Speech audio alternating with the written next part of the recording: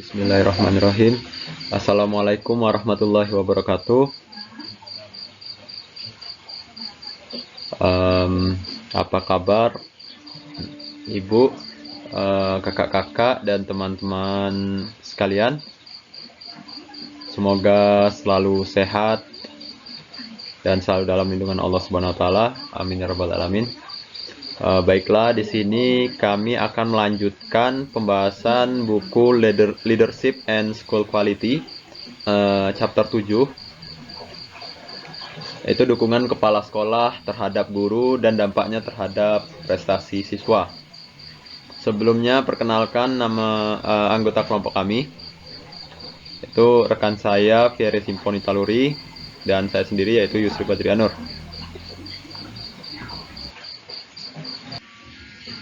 Baiklah, dukungan kepala sekolah terhadap guru tentu memiliki banyak karakteristik jenis, entah itu berbentuk dukungan sosial ataupun berbentuk prasarana.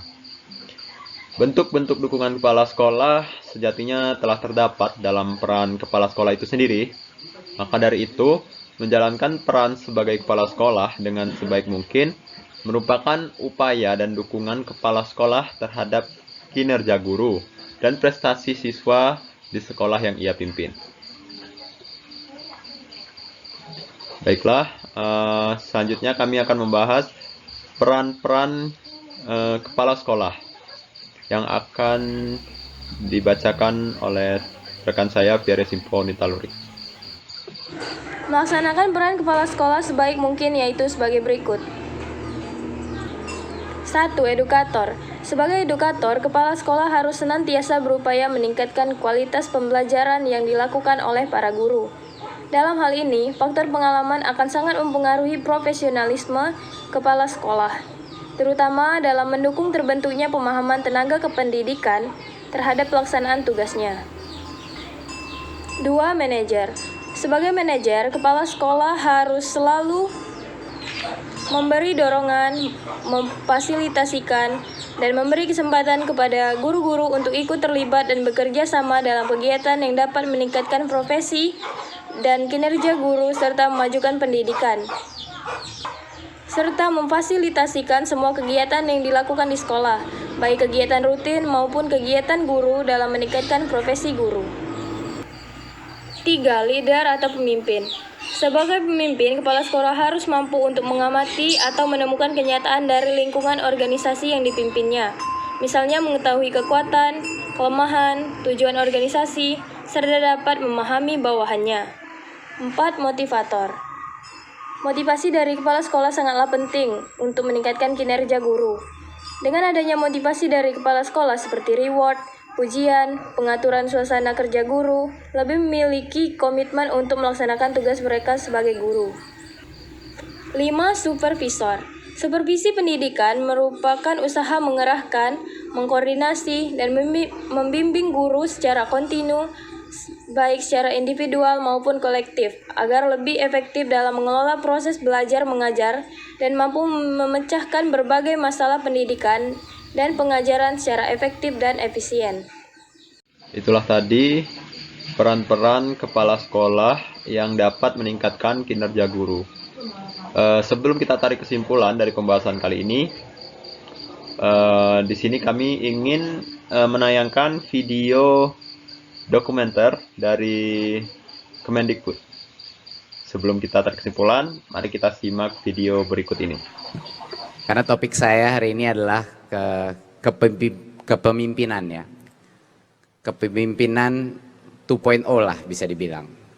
Bagaimana kita bisa merubah pemikiran kita sebagai pemimpin di masa yang baru ini. Ada beberapa hal mengenai kepemimpinan yang saya ingin bicarakan. Dan ini dari pengalaman saya sendiri memimpin organisasi sebelumnya dengan lebih dari 2 juta member di seluruh Indonesia.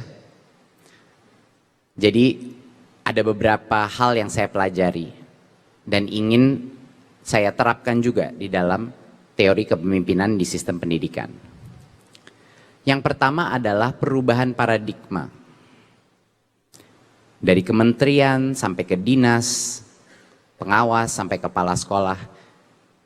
Saya ingin mengajak bapak-bapak ibu-ibu merubah paradigma kepemimpinan dari tadinya itu penguasa atau pengendali atau regulator. Kita berubah menjadi paradigma kepemimpinan yang melayani. Kita semua jadi pelayan, pembantu daripada bawahan kita. Ini mungkin perubahan dasar yang terpenting sekarang. Jadi setiap kali kita melakukan meeting, setiap kali kita bertemu dengan bawahan kita, setiap kali kita berinteraksi, pertanyaan pertama adalah, apakah saya telah membantu bawahan saya mengerjakan tugasnya? Itu pertama. Yang kedua adalah untuk memfilter semua aktivitas kita, semua ucapan kita, semua keputusan kita kepada end user. End user kita siapa, bapak-bapak, ibu-ibu? Siswa. Jadi sebelum kita melakukan keputusan, sebelum kita mengerahkan anggaran, sebelum kita bikin acara, sebelum kita bikin pidato, pertama tanya dulu, apa dampak positifnya kepada para siswa? Kalau jawabannya tidak ada, ya jangan dikerjakan. Kalau jawabannya, wah ini baik, dampaknya adalah X, berarti dikerjakan, dan dikerjakan dengan malah dikembangkan. Jadi pertanyaan itu harus ditanyakan dalam setiap, itu luar biasa, sangat membantu, sangat berguna bagi kita untuk menanyakan. Di dalam semua meeting sekarang di Kemdikbud, kita selalu menanyakan itu di awal meeting. Oke, ada ide, gagasan. Apa gunanya ini untuk apa dampak positifnya kepada siswa? Nah, baru kalau bingung jawabannya artinya ada masalah. Kalau cepat jawabannya, oh jelas ini dampak positifnya. Berarti kita lanjutkan diskusi, ya. Itu yang kedua. Ketiga adalah kepemimpinan 2.0 ini adalah bagaimana pemimpin itu bisa menjadi lebih baik tanpa menciptakan suatu lingkungan yang aman. Aman untuk apa? Aman untuk bawahannya mencetuskan gagasan. Aman untuk bawahannya mengkritik atasannya. Aman untuk mencoba suatu hal yang baru dengan kemungkinan gagal. Saya ulang ya. Aman untuk melakukan sesuatu yang baru walaupun ada resiko gagal. Bagaimana kita sebagai pemimpin melihat suatu kegagalan atau suatu hal yang tidak berhasil, itu luar biasa pentingnya untuk menciptakan budaya inovatif di dalam organisasi kita. Kalau ada guru atau kepala sekolah yang ingin mencoba sesuatu yang baru, tapi ternyata tidak sukses atau ternyata dampaknya bukan yang diinginkan, itu jangan dimarahin. Itu malah dikasih jempol. Oh baik, kamu berani mencoba sesuatu, nggak apa-apa, kita coba yang lain. Itu yang sangat penting. Bagaimana kita, karena bapak-bapak ibu-ibu, saya janji bahwa kegagalan bagi saya sendiri adalah satu-satunya guru yang selalu konsisten mengajar saya kegagalan. Sukses itu jarang bisa belajar dari sukses. Malah dari kegagalan lah saya mendapat pelajaran yang terpenting untuk diri saya. Dan semoga ini bisa diinternalisasi. Yang keempat adalah, ada beberapa hal untuk menjadi pemimpin yang lebih baik. Kita harus menanyakan bawahan kita, peer kita, dan end user kita satu pertanyaan yang sangat penting. Gimana saya bisa menjadi pemimpin yang lebih baik? Itu pertanyaan itu. Gimana saya bisa jadi pemimpin yang lebih baik untuk Anda? Saya ingin tanyakan, seberapa sering misalnya pengawas datang kepada sekolah dan menanyakan kepala sekolah dan guru, gimana sih biar saya bisa lebih baik melayani Anda? Ajarin saya. Perbincangan itu luar biasa pentingnya dampaknya. Karena itu memberikan suatu sinyal kepada seluruh instansi sistem pendidikan bahwa tugas saya melayani dan saya ingin lebih baik untuk Anda, bukan hanya mengawasi saja. Makanya terus terang Bapak Ibu mohon maaf, saya nggak terlalu ngefans sama kata itu pengawas. Nggak suka sama implikasinya, mohon maaf. Karena sebenarnya kalau pengawas itu sinyal yang diberikan adalah ya memang harus diawasi. Kepala sekolah dan guru, kenapa harus diawasi? Mungkin karena kita tidak memberikan kepercayaan.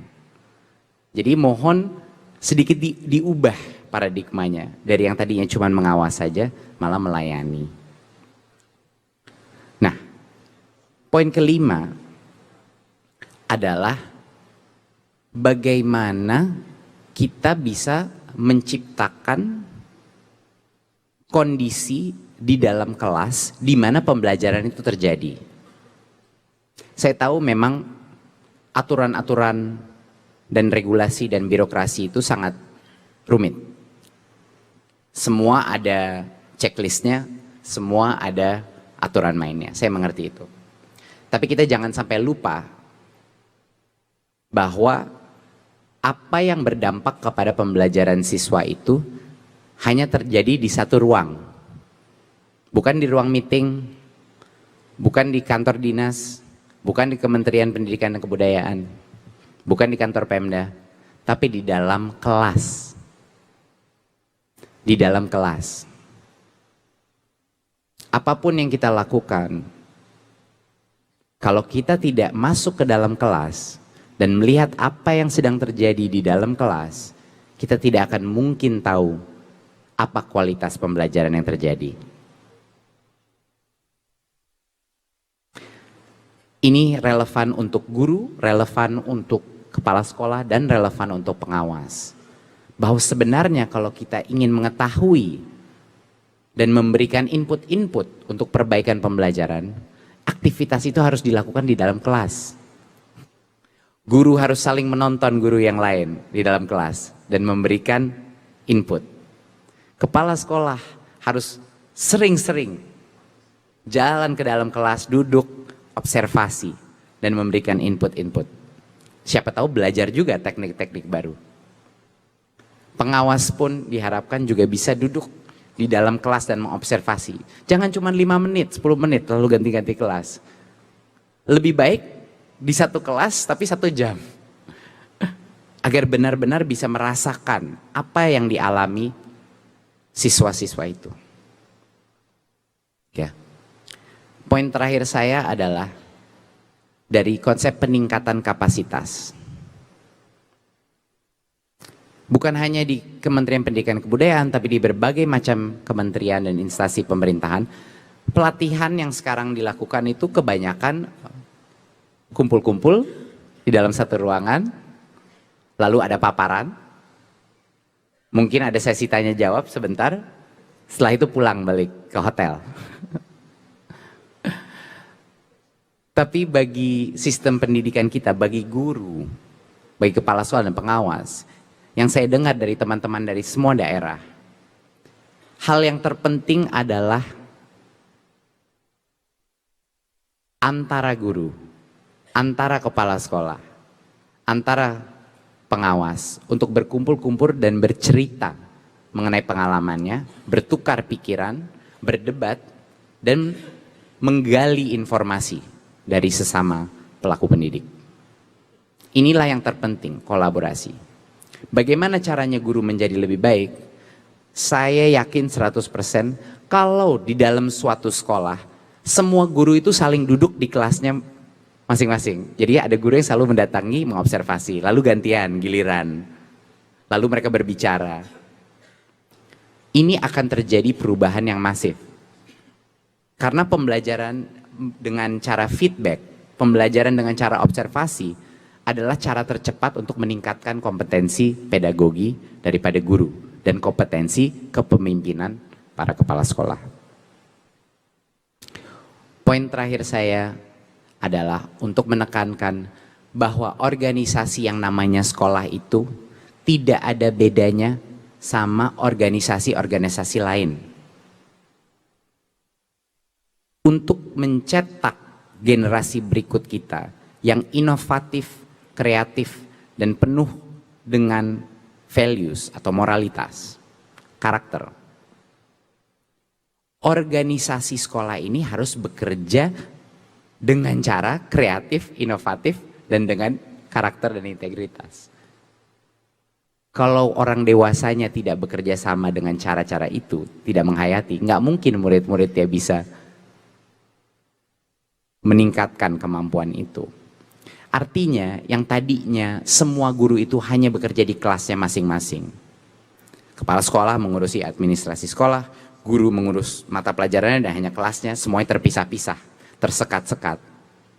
Harus ada perubahan paradigma gimana caranya berkolaborasi di dalam suatu sekolah.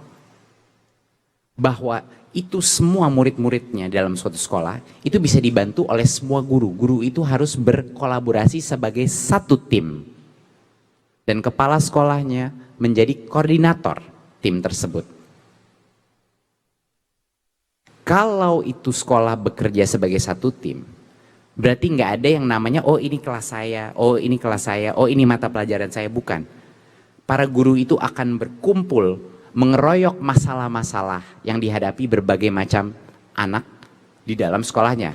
Dan juga keputusan-keputusan yang diambil sekolah itu bisa dilakukan dengan cara musyawarah.